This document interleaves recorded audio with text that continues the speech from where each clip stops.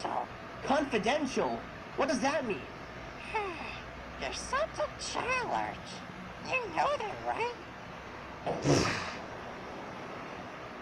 Welcome to my lab, filled with a bunch of dangerous chemicals, toxins, and other illegal activities. Oh my god, this is messed up. I know, which is why I kept this hidden. I'm only letting you see it, since for some reason we're in the category of acquaintances.